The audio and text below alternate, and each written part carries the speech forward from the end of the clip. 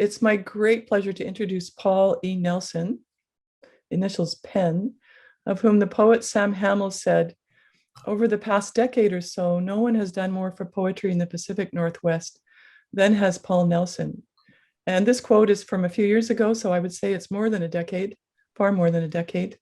And also, he's certainly done a lot for me. I am very grateful for being one of those lucky poets who has benefited in countless ways for what Paul has done for poetry. Paul and I met through Elfrida Schragen, a wonderful artist who was SICA chair at the time, SICA Canada chair.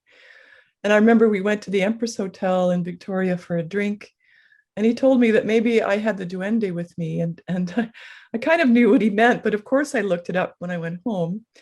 And I have looked up many, many other things since based on things that Paul has said. Paul has been described aptly as a force of nature, which is partly evidenced by his ability to check baseball scores while at stoplights. Paul has spoken about his numerous writing projects on the video teaser, but I'd like to speak about some of the other things Paul is known for. A wonderful interviewer of many well-known poets, starting with Allen Ginsberg, and I will put the website in the chat so you can go check that out. A festival organizer, 3 festivals, one of which kind of was the beginning of changing my life in terms of returning to writing, one that happened in Nanaimo, the highlights of which have been recorded on Cascadia Poetics LAB's website. An awesome instructor. I've been taking Paul's online classes, and some of his my classmates are here today.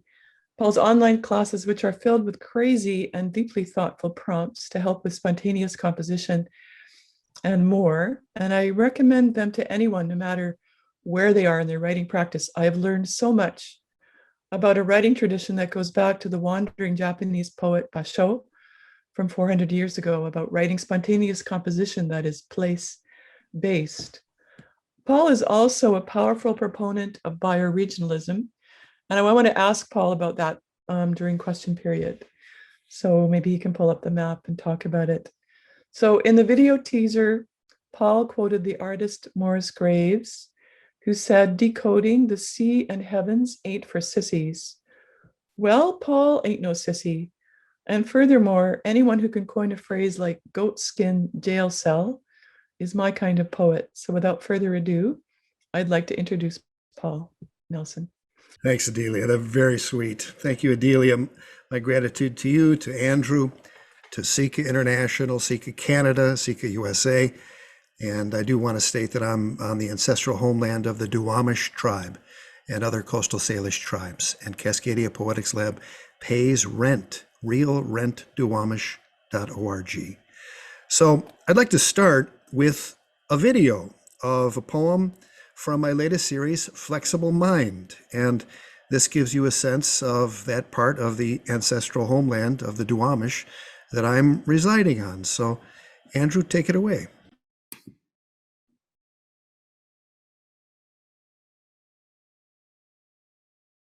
This cloud is a life, too, and leads a parade north to crash itself into the almost island. Crows head into work as Yoko Miwa plays Joni. If not a cloud parade, a glory train, as we all are. A highly structured collection of filaments, tubes, and fibers, not water bags, sculpting our karma into something as useful as the morning lake clouds, unafraid of the sun, madmen, and buried coins. Extra points if you know the Joni Mitchell tune that's alluding to. Well, a couple of recent articles in the New York Times have brought my attention to my own activities over the years that Adelia was talking about, and how they've been driven from a commitment to peace and justice. I've had my interest in activism and bioregionalism validated. The more effort I invest in it and the deeper I get into it, and I believe it's the foundation of peace, justice, and sustainability. This means the bioregionalist program addresses many of the concerns affecting our communities and our planet right now. A couple of definitions of bioregionalism are: one, the belief that social organization and environmental policies should be based on bioregions, rather than on arbitrary political boundaries. And two, the belief that naturally defined regions, bioregions or ecoregions, some people call them, should be the basis of political or cultural identity. Poet Gary Snyder won a Pulitzer Prize for his 1974 collection Turtle Island, and his introductory note to that book does not sound dated in the least. Here's part of it. Turtle Island, the old new name for the continent, based on many creation myths of the people who have been living here for millennia, and reapplied by some of them to North America in recent years.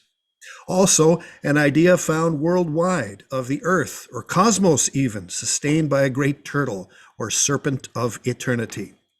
A name that we may see ourselves more accurately on this continent of watersheds and life communities, plant zones, physiographic provinces, culture areas, following natural boundaries. The USA and its states and counties are arbitrary and inaccurate impositions on what is really here. The poems speak of place and the energy pathways that sustain life. Each living being is a swirl in the flow, a formal turbulence, a song. The land, the planet itself, is also a living being at another pace. Anglos, Black people, Chicanos, and others beached up on these shores all share such views at the deepest levels of their old cultural traditions, African, Asian, or European. Hark again to those roots to see our ancient solidarity, and then to the work of being together on Turtle Island. That's from Gary Snyder. And I'm going to share another poem from Flexible Mind. So I'm going to do share screen so you can read along with me. Sometimes it's hard to get it all, but just by listening. I watch a Sunday dawn, lake cloud rise above Newcastle houses, below newly snowed Issaquah Alps, before Savasana and other restorative asanas, after Sowilo and other auspicians and invocations of he with large body and curved trunk, and the essential ohms, what made it so. A buckwheat pancake breakfast, morning matcha latte con leche de avena y latihan quejuan y esta vida mestiza, what saves we Turtle Islanders from the inherent human hate of personal individuation and fear of the sun. So a couple of the New York Times articles I mentioned were, one, everyone's moving to Texas. Here's why. I know it's a good one, isn't it?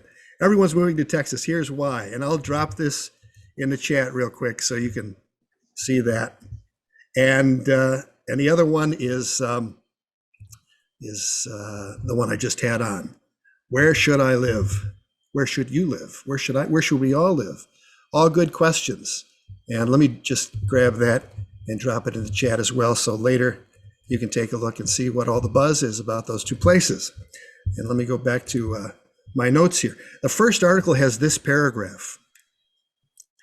A Californian will feel right at home in Dallas, even before touching the ground. Like the suburbs around Los Angeles, San Diego, and across the Bay Area, Dallas and other Texas metros are built on the certainty of cars and infinite sprawl. From the air, as I landed, I could see the familiar landscape of endless blocks of strip malls and single-family houses, all connected by a circulatory system of freeways. Now, the bioregionalists 50 years ago said, we are living on this continent like occupiers. We do not have a compact, by and large, with the place in which we live. This is at the core of why there's no real peace in this world, just moments between wars of many different kinds. A Snyder poem from Turtle Island addresses the demonic. Part of it goes, spell against demons. The release of demonic energies in the name of the people must cease.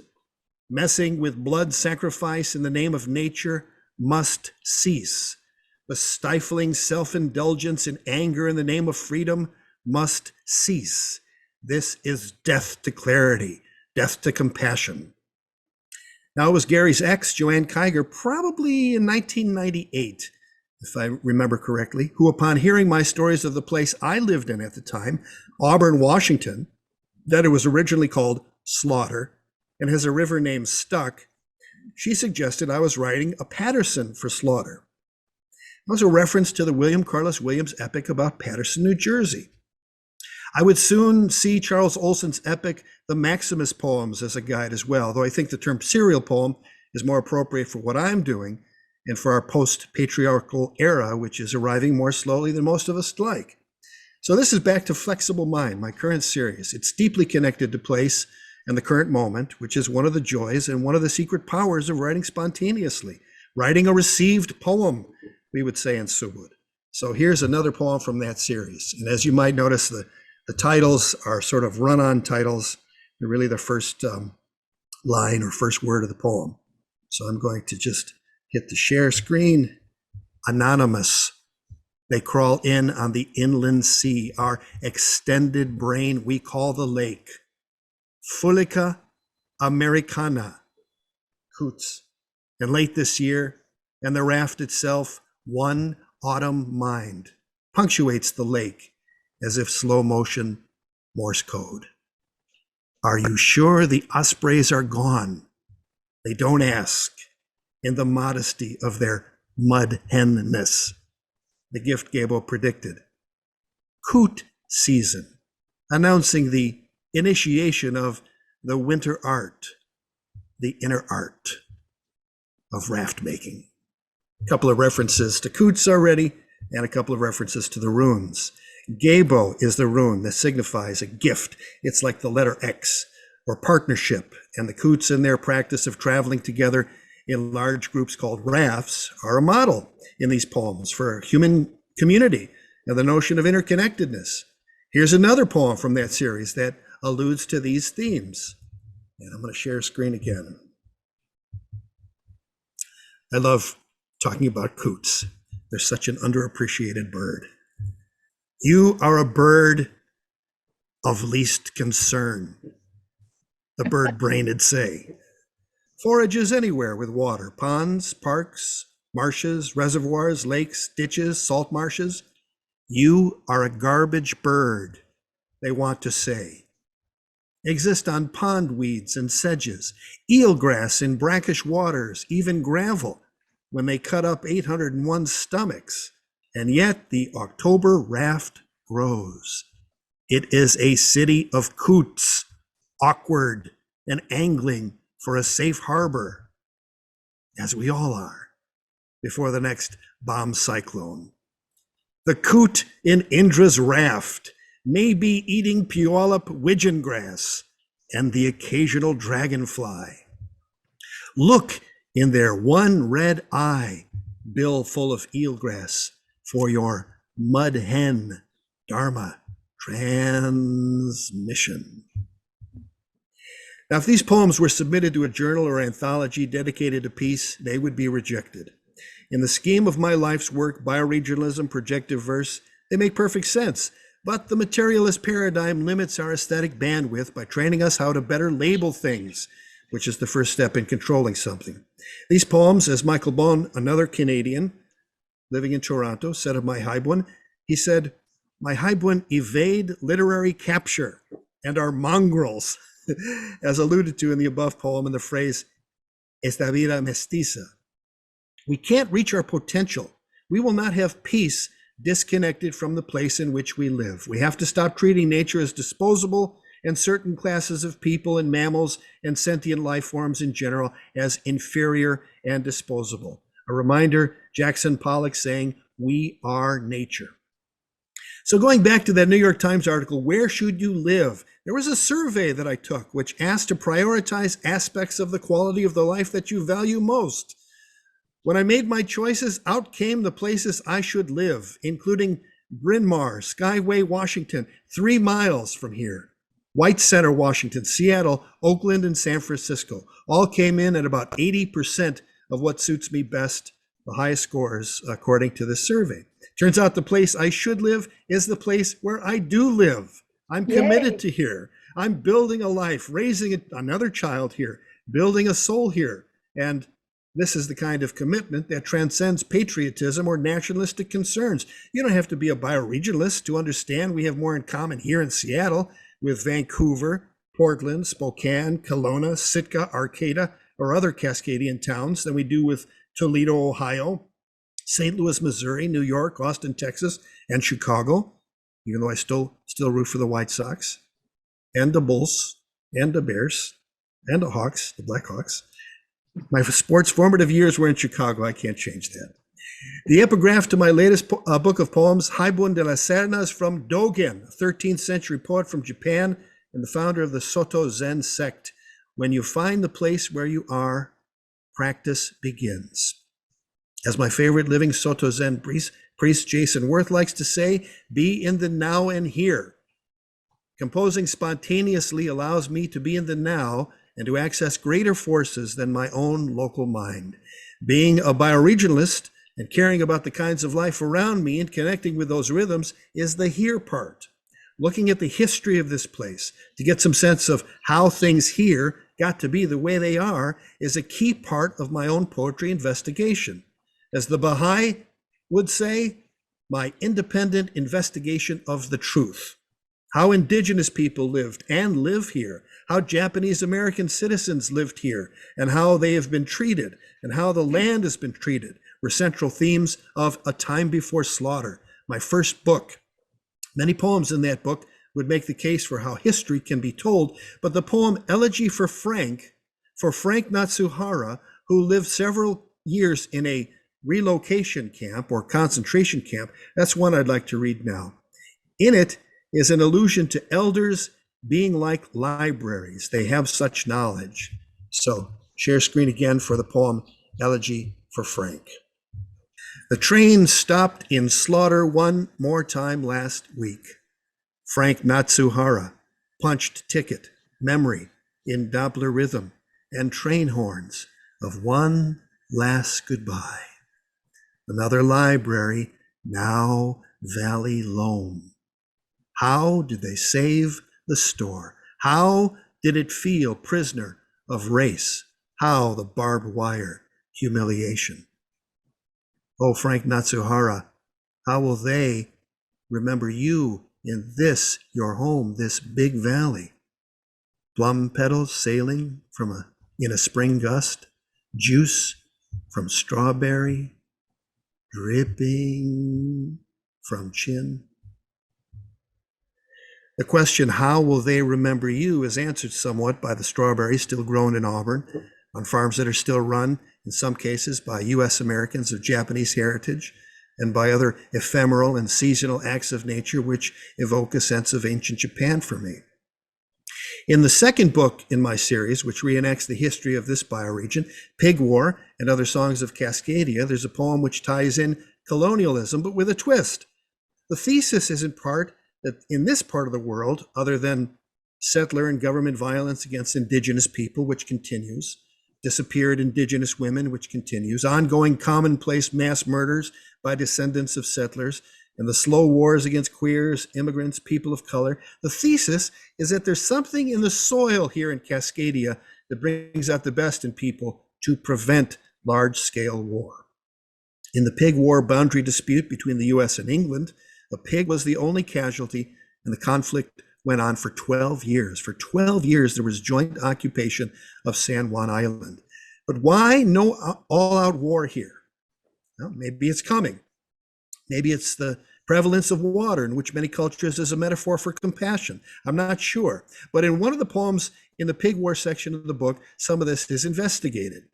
It involves the Cuban native at the core of the poem, something I found amazing, being the firstborn son of a Cuban immigrant, a man after whom they named several islands in that disputed chain of islands, and the chain itself. So I'm going to end with that poem and one poem from my latest, Haibun de la Serna. And I love even just saying the title of this poem. So I'm going to share screen, hit my Juan Vicente de Güemes Padilla Orcasitas y Aguayo, second count of Revilla Higuedo. A lot of people think Orcas Island is named after Orcas Island, but it's not. It's named after this guy. Who is the San Juan, after whom the Islas de San Juan are named? And how did Spaniards get here? And who, why, how did the blood stop at one pig? How were the war pigs, for once, denied? denuded, divested of covering, made bare. Could have been war glorious here in Isla y Archipelago de San Juan, cannonballs and musket blasts to scatter the last of the Canis lupus, the Columbia black-tailed deer, the rare northern sea otter for whom, or whose pelt, Whimper, would trade copper years before Filthy Jerry could get his filthy fingers on it. But there's something in the Cascadia water would bring out the noble in men, like Admiral Baines, who'd soon be knighted, who'd refuse Governor Douglas' August 2, 1859 troop landing order. Something that'd attract Spaniards like the Mexican Viceroy, Juan Vicente de Güemes Padilla Orcasitas y Aguayo, second Count of Revillagigedo. Not the San Juan, who'd be put in a cell not much bigger than himself. Not the one who'd see the union of Jiwa and divine in the metaphor of holy marriage. Not the one who'd write about how the bride hides herself and abandon him in his lonely groaning. Not the one who'd feel the need to purge every last imperfection, every last psychic typo, every last lust urge, every last of the dominator fixation not mitigated but transcended by the fire to which Blaser would allude, not the he of 1,000 graces diffusing, graces unnumbered, those that protect from the 1,000 cuts that come from conceptions of the beloved, not the one whose metaphored bride leave his heart there in that lashed meat cage maintained by a bit of bread and salted fish, not the one with a silvered surface who'd one day mirror forth, not the one on the wing whose beloved would one day see the strange islands with roaring torrents, Cascade Falls, and whose gales would whisper amour, a love awakening south wind not spewed by Spitzix, who'd be the rain wind from the southwest, a 2-day canoe journey south of the present scene. Not the one whose beloved bride from a mother corrupted would make a bed out of flowers protected by lions, hung with purple and crowned with 1,000 shields of gold. Not the one whose bride would attract young ones and who'd commence the flow of divine balsam and get him pitch drunk on fire and scent and spiced wine. Not he of all consuming painless fire drunk on pomegranate wine, whose only job was amour. Not that San Juan. This Juan was a Cubano, born in La Habana, the third Criollo viceroy of Hispania Nueva. This Juan would see the capital, then Veracruz, as a slum, peasants in thin robes, straw hats, trash in the streets, and the first flash of all those res dogs to come. This Juan, el vengador de la justicia, he'd find and hang the outlaw gangs of murderers and clean the viceroy's palace, light the streets of Ciudad de Mexico, pave highways to Veracruz, Acapulco, Guadalajara, San Blas y Toluca, find the Aztec calendar stone and set the heavens on fire, but found Cascadia not worth the troops it had cost to own her, settled for leading the flock of 4.5 million future Mexicans. He'd count, and a few islands to this day, in one way or another, bear his name. San Juan, Orcas, Güemes, dots in a green landscape as seen from Constitution, where the divine balsam flows by the kayaks and the wind whispers, Mary. And so this will end my section, and we'll get to the Q&A. This was picked by George Bowering for the Robin Blaser Award in 2014. And it's told after a Haida tale which Robert Bringhurst brought to the English-speaking world. And I'm grateful to Robert for his work and grateful for the Haida culture for being so intense and being such a superior culture to settler culture. This is the day the weather decided to die. From Haibun de la Serna, with an epigraph by Ramon Gomez de la Serna. On hearing the wooden rumble of thunder, we realize that we are situated below the platform of the sky. What constitutes a good family, they say, and give instructions to servants under the backdrop of the hugest sucking sound in history, prelude to when the wind did no longer rumble from under the skirt of the great Ma, no longer float a blue heron's hacho side lumber, no longer sustain.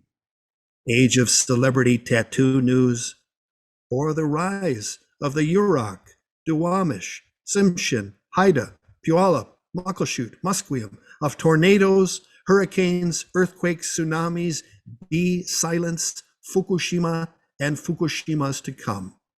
The weather born out of cockleshell embryo or out of snot, weather that hunts birds and sends winds out in the skins of blue jay, weather that steals hats of campesinos, compassions for kicks, weather that would sprout houses when adopted by a master carver, weather that would be a scholar of carving. The weather, when painted, would sit facing the sea, would weep for owls with spots in the new northward range of Dolphin's neighborhood, weather that would warn of the big ones who think of biting, weather whose big fish story is dried halibut and waits and waits and waits and waits and waits for a shift in settler rituals. It could start with today is a good day to die, could start with the inheritance of the campesino, compression, who opened up about his daily prayers for humility, or when he, the one born in a cockle shell, would dress as wren and sit way above the sea as a cumulus cloud, waiting to see what his latihan would bring. Dance, song, chant, or something more cathartic just beyond his outstretched wings. Remember, crows, your brother, stumps never lie. We hold up the sky. That was wonderful, Paul. Thank you so much. And I just wanted to say, yeah, I really, really like that particular Haibun a lot. And I love but I want to go back to the previous poem where I feel like whenever I listen to that, I learn a little bit more. And I think very important and crazy history that people are so just have no clue about. That idea that Orcas Island, I always thought was named after the killer whales. I had no idea. So I love how you've got into the idiosyncrasies of history, and yeah, thank you for all of that. That was really great.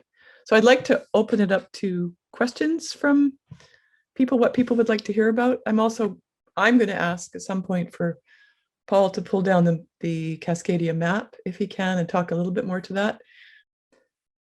Oh, do you want to talk about McCloskey a little bit? David McCloskey did this map. It's very evocative. It's very big too. If you ever pay $18 and have it shipped, Metzger Maps in downtown Seattle carries them on the website Cascadia-institute.org. And you can see right here at the bottom of Cascadia, this is the San Andreas Fault, and then it goes out 1,000 miles this way. And this is the Mendocino Fracture Zone. We were just in Mendocino, so we were there in spitting distance of the fracture zone. You see a big part of Oregon that's part of the Great Basin and not part of Cascadia, and little bits of Nevada and Wyoming that are in Cascadia because of the Snake River watershed, dipping over those straight lines. When you see straight lines on a map, start asking questions. Continental Divide guides this side of Cascadia, going up to Yakutat, Mount Logan around there. You see Haida Gwaii in here, where that poem that Robert Bringhurst helped bring to Western audiences right there, settler audiences. Here's where they have at least one drive-through Starbucks on this island here. And you see the Cascade Mountains, Cascade Range going up here. So that's pretty much what we speak of when we speak of Cascadia. The state of Washington being the only state or province that's totally within the bounds of Cascadia is very interesting. Yeah, it might have made Washington a different place, a little more attuned to us Canadians. No, but just joking. I had a question just a second, just went out of my head. Yes, just about the map and how McCloskey's criteria for forming that map based on the watersheds.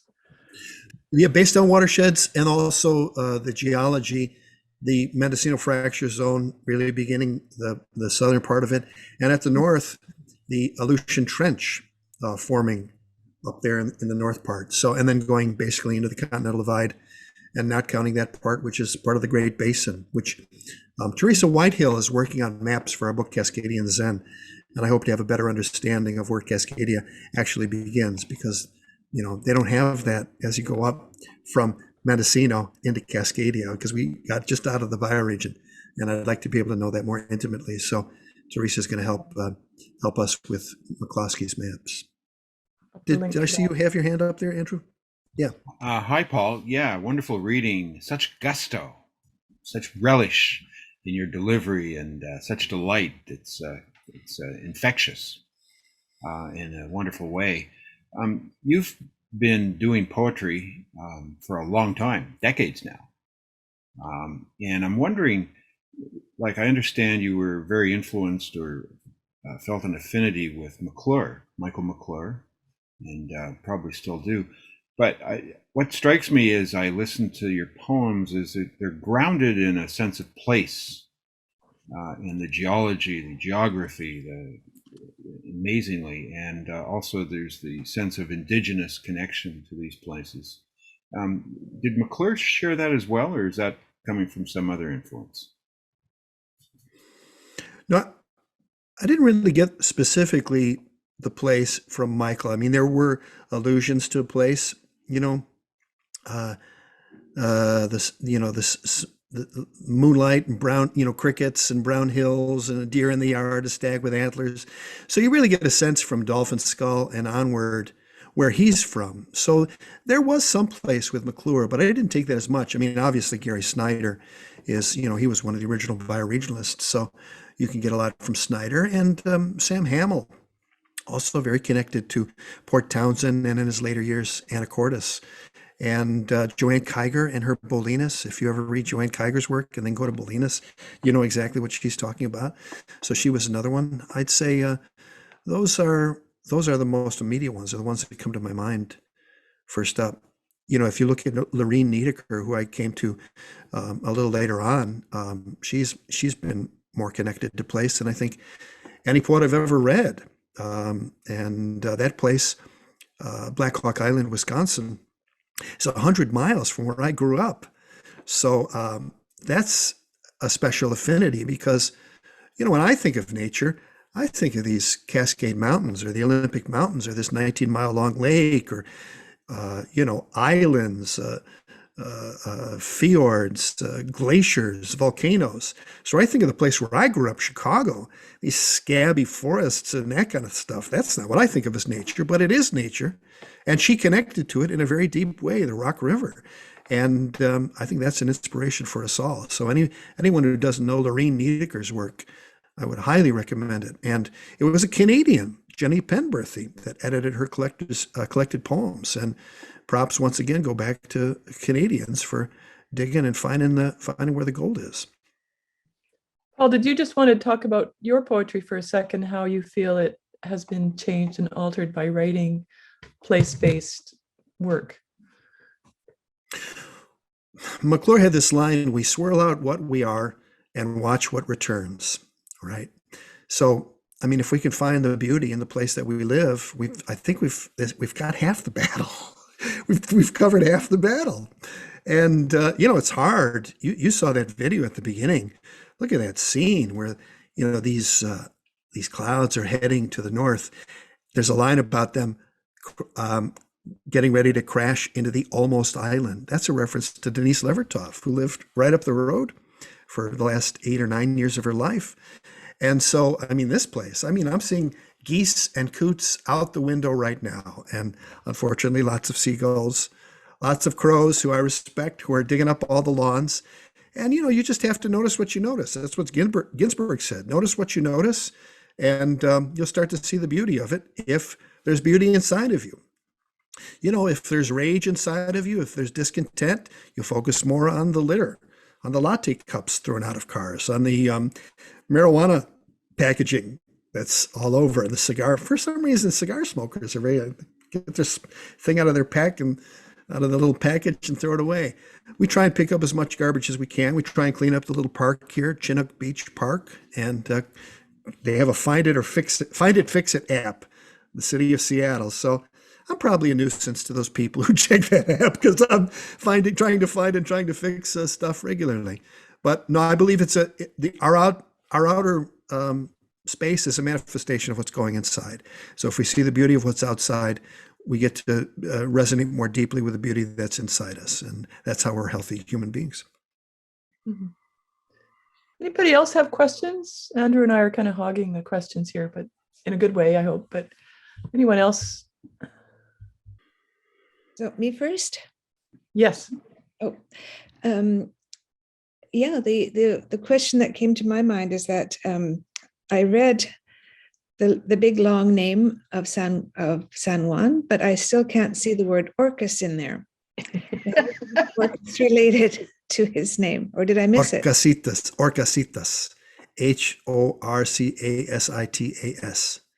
So they got Orcas Island from Orcasitas, and of course the H is silent. So she got her answer. Oh, there we are. Somebody popped out and you moved over one. Yeah. If I were to go back to let me see here. So Juan Vicente de Güemes Padilla Orcasitas y Aguayo. Oh, So the Orcas Island is that part right there. Isn't that something? yeah, I was wondering that too. Thanks. And he's a count, but he's a count from Spain because they wouldn't have had counts. The royalty. Well, it was Nueva España before it was Mexico.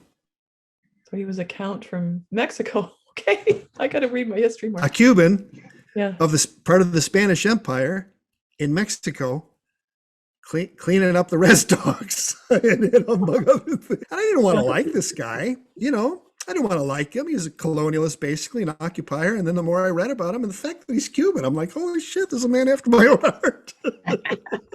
Well, it's mixed blood in Cuba too, right? It's mixed history there, or mixed racial history. So you want to embrace it all. Well, you know, the Indians, you know, Chief Hatue and the Indians were taken out of Cuba. They were decimated, totally decimated. Nothing left of the indigenous of Cuba. And then the African component, where a lot of the duende comes in. So my aunt told my father when she learned he was marrying a Cuban. They were walking on the beach in Southern California and saw some black people, and she said, "Your kids are going to look like that." Such was the racism in the early '60s. But we didn't turn out to look like that necessarily. And as Sam Hamill said, "You barely pass for a white guy." I think the name Nelson helps, but you know. Yeah, but you have less trouble crossing the border when you have Bhakti with you. It's true. It's true. Crossing the Canadian border. It's true. Who's Bhakti? Yeah. Right there. Who's Bhakti? Bhakti is my Paul's partner. fiance at this point. My fiance, that's right. Thank you. Yeah. Yep. And super. So Halima, you had a question as well. I just had a couple comments. One thing is I was really moved and kind of instructed at the same time about this notion of bioregionalism and the sense of place. And when you really get into that, when you can really feel that within yourself, then the words can come out. The poetry could come out. And so I just want to comment on that. It was very productive for me to hear that. And the other thing is, like, Paul, I feel like that your poetry is sort of like pyrotechnical. So, I mean, I was really enjoying so you go along with an idea and then all of a sudden you'll take a little strand of that idea and just go crazy with it, which, you know, like, for example, I'm thinking of not the San Juan or whatever that was about. So how you use the negative. This is not the person that did this, did that in that poem. I think it's this poem here, the one you just had up. Yeah. And I loved that. I thought that was really, really interesting. And I've never thought of doing that in my own writing, but I think it makes the writing really lively in a certain kind of way that I've never thought of doing, but I thought, oh, that's really fun. Really fun. It is. Thank you. It is fun. Thank you for your kind comments. I'm grateful for all the kind comments about my work.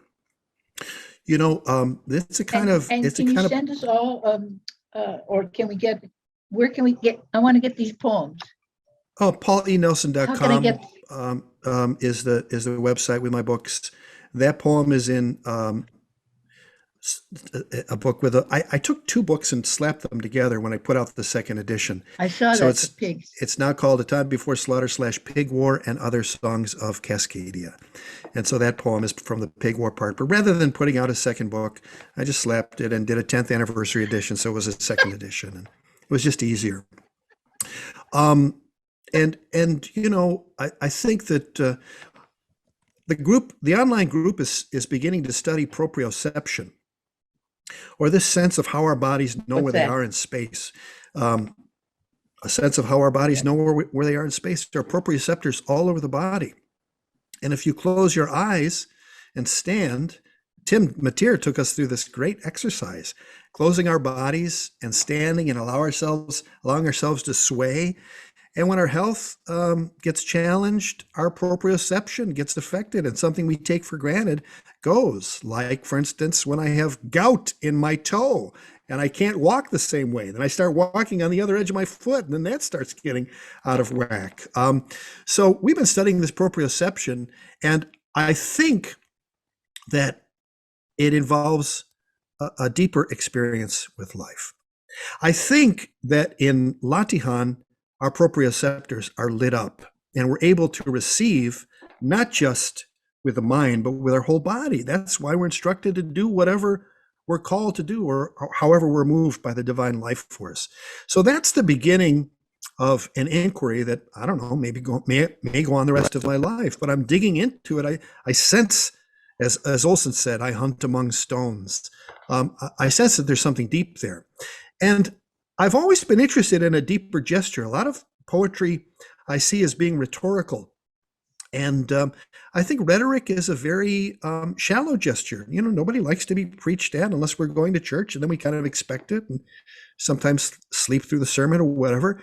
But I want something that goes deeper than sermons, or deeper than rhetoric, or deeper than telling you what I think. And it requires more. It's less easy to classify. And I think ultimately is more satisfying. So as far as the pyrotechnics, I love fire. So that might have something to do with it. Man, can I start a campfire? I get the right kindling. I get some newspaper and the right kindling. It's like, wow, do I sit here and watch it? Do I fix it? It's a weird kind of position to be in, because if you love fire so much, you just want to sit there and enjoy it. So in another life, but for the grace of God, goes the potential arsonist. I think I love fire so much. So I'm glad that didn't happen, because arson's a horrible thing.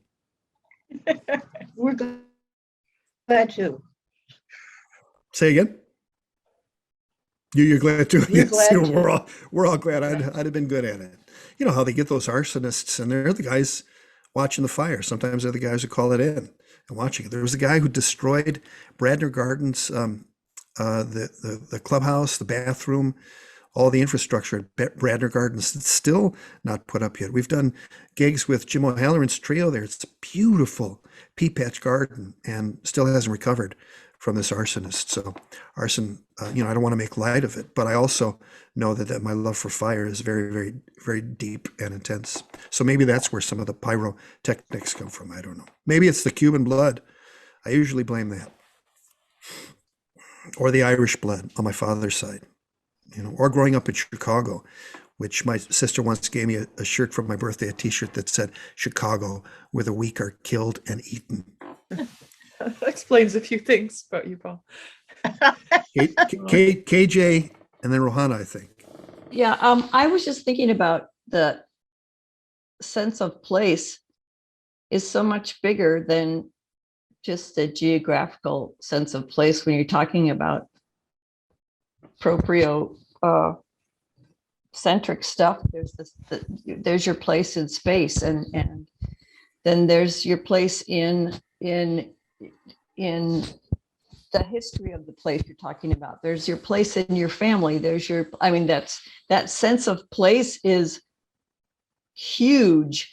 And I think maybe that's why when you're talking about you could look into this maybe for the rest of your life. I think maybe that's kind of how it's getting me too, is that it is a huge idea without boundaries, really. If you want to put a map on some of it, maybe, but you know what I mean. Daniel Burnham was a guy in Chicago, was a planner. Make no small, I'm a paraphrase, make no small plans. They fail to stir the hearts of men. And we were studying civics in first and second grade. And here's a guy who said, I've got an idea of how the road, we can build a post office and the road can go underneath it and go through it. And the Eisenhower Expressway would eventually do that. But Daniel Burnham conceived of this before the automobile was invented. So that gives you some idea when you come from a place like Chicago, the second city, always being made to feel inferior to New York, that they had to try harder there. So they had to make big plans. So that really struck me as a first grader. Make no small plans. They fail to stir the hearts of people. I would update it for today. And why think small? This is a time. Mallarmé said poetry is the language for a state of crisis.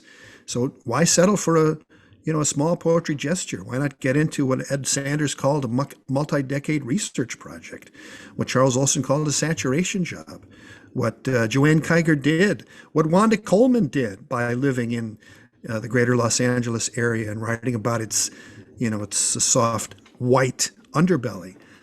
These poets have been inspirations for me, and Wanda was probably the fiercest of all. She's another huge influence. So, yeah, I think thinking big is what I would encourage everyone to do. Rohana had her hand up too. Yes, and I'm intrigued with the wording of a sense of place, and I'm translating some of what you're saying into my world of visual art. It's a different world, but there are some similarities. And I'm curious about when I was young. I've always lived here, and I grew up on Vancouver Island. My family spent a lot of time on the ocean, up and down the coast on my dad's fish boat. And some of my earlier paintings reflected that influence. But as I got older, when I got into batik, influenced by the batiks of Indonesia, I was interested in a more stylized interpretation of places that fascinated me. And they could be from almost anywhere in the world or from an image I've seen influenced by my own imagination. And then when I got down into Mexico and South America, I realized I was more drawn to the indigenous cultures there than to my own indigenous culture here in Canada. And I'm still very interested in that. But as I got older, my influences seemed to widen. And at the moment, I'm looking at my environment here and wondering what direction that could take me, because I'm still not really connecting with my local environment. So sense of place, it intrigues me. Me too. Yeah. Yeah. Rohana, when you were talking, I was thinking of a portion of the Pig War book that has a Cascadian in New Mexico, a Cascadian in Brussels, and a Cascadian elsewhere. I forget. I could pull out the book and start looking at it. But looking at these places from the perspective of someone who's from here. And you're from here. You're a native of here. And Vancouver Island is a power spot. So somehow it's your filter. Here is your filter. I mean, without a doubt, we don't see any White Sox hats or any New York things or any Toronto things on you. So you're through and through a Cascadian and a Vancouver Island one, a power spot. So the work that you do could only be done by a person who was born and raised here and went there to get inspiration. So maybe it's coming. Maybe that's your call. I don't know. But the fact that you've stayed on that island for your whole life, with maybe times where you've lived other places, I think that's an important thing to say. And you're, obviously through and through a person from that part of the world. I'd heard about you before I even went to, before the 2015 Cascadia Poetry Fest there, I heard about you and the presence that you have. So maybe you're not that connected to place, but other people connect you to place, that's for sure. Thanks, Paul. Carl has a question. Paul, I really enjoyed this presentation, this journey into your poetics. I always get fired up after the workshops to write more poetry. I am curious to learn more about Latihan. How did you find out about Latihan and how does it inform your writing, your creative spirit? Wow, what a great accent you put on that, Carl. It's like, oh gosh, he's gone British.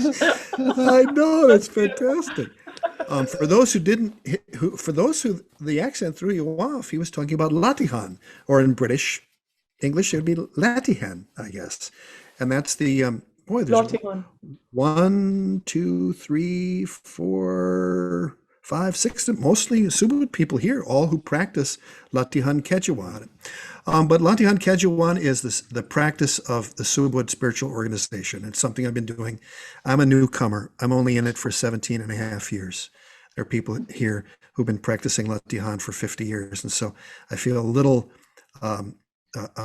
awkward about speaking about it because they've been living it for 50 years. But it's a spontaneous practice, men's practice separate from women. And it involves spontaneous movement, sound potentially, and other kinds of things as directed by the divine life force. It's a detoxification. And to use Gary Snyder's words, it's a recalibration of the mechanism of perception, is what I would say. I love that phrase by Gary Snyder. As I told my 9-year-old daughter, when she thought that Abhakti and I were getting angry, to say, ask for guidance. That's what now Ella has been trained to do, to tell us, ask for guidance. And I think when you do that, no matter if you're a Subud person or not, I think if you ask for guidance, guidance will come. And we can allow ourselves to be spontaneous. We have to be spontaneous in driving because of what all those other assholes do that we have to respond to. So spontaneity can involve a walk. You get out of your front door, where do you go? You have to improvise. So improvisation is a huge part of Latihan Quechuan. Getting body-centric and lighting up your proprioception, I think, is a huge part of Latihan Quechuan, and I wouldn't trade it for anything. I love being in Subud. I love doing Latihan, and it's a big part of who I am. And I think receiving in Latihan and receiving in language are very, very similar acts. So, oh man, and to discover the Subud community in another place when you are, you've done Latihan for a while in your group, and then you do it in Vancouver at Capri Hall. And there's room to move. It's a giant Latihan hall if it's the right month. Otherwise, you're upstairs in an L-shaped room, and that's not bad. And I remember, oh God, I'm blanking on his name. It was opened in 1957 by Bapak from the Lester Sutherland. Oh, yeah. I remember doing Latihan with Lester, and then afterwards, I said, Lester, when were you open? That's like asking somebody's sign. What's your sign? It's like a Subud question. When were you open? Kind of a generic icebreaker.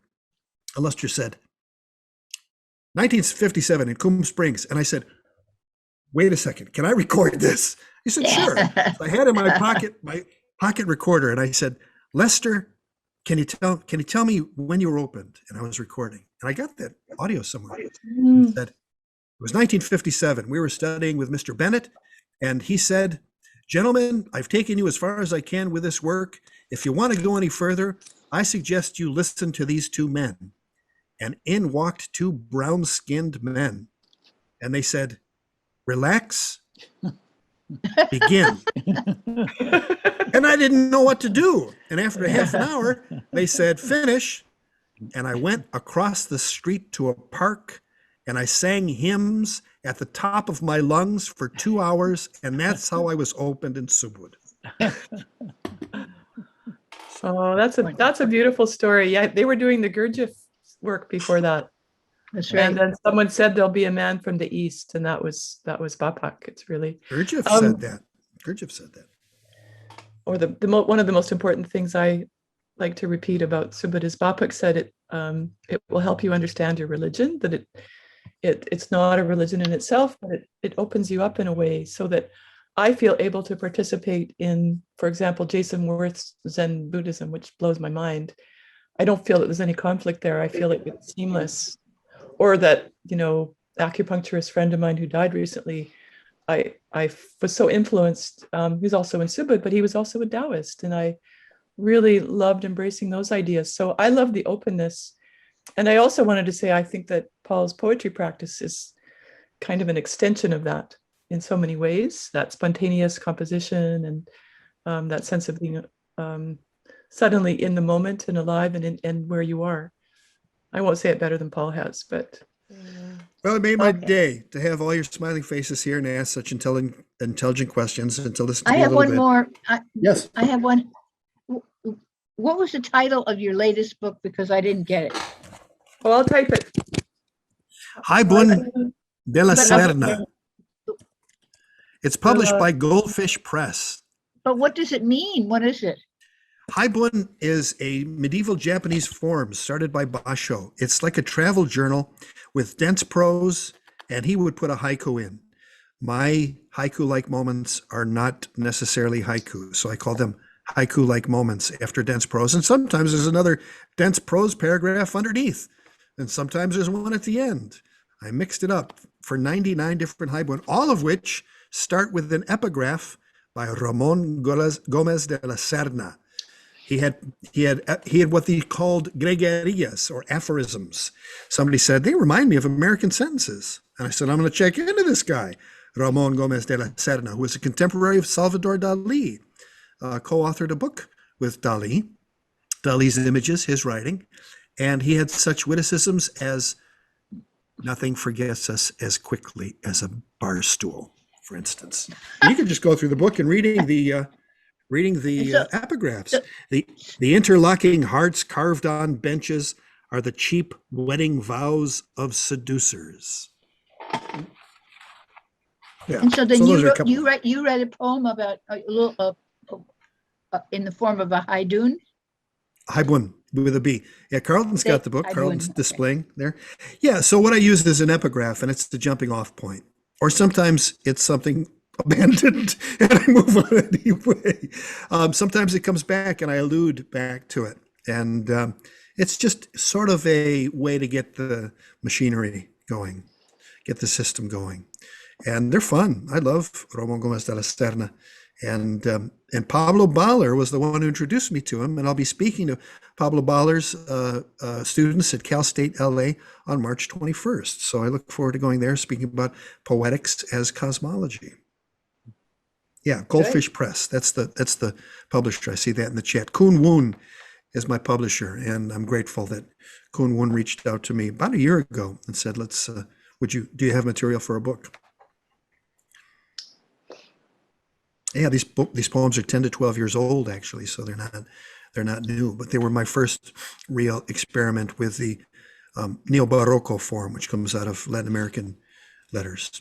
José Lesamalimo, José Kozer, and others of that. I thought it was Japanese. I thought Haibun were Well, Japanese. it's part Japanese, part Latin American. Kozer lives in Hallandale Beach, by the way. Oh, yeah? So not far from you, on the 12th floor of a building in Hallandale. And it's part Japanese, part medieval Japanese, part contemporary Latin American.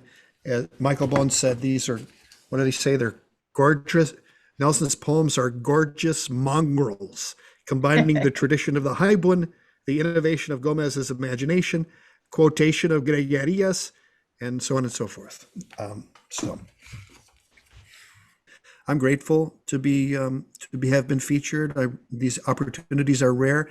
They are gifts, and it means a lot to me to have a poetry-centric morning and now midday like this. So thank you very much. Thank you, Paul. And you've been awesome as always. Thank you. And again, thank you, Andrew, for overseeing this and also for your insightful listening and questions. And I just want to say, third Thursday of every month at 11. And the next one will be, Ursula, you'll know this person and people in Paul's class. Anne Graham Walker is going to read next month. So I look forward to everybody coming back for her poems, which never cease me to blow my mind for their amazing insights into not just environmental things, but her own personal life. And she's a fine, fine writer.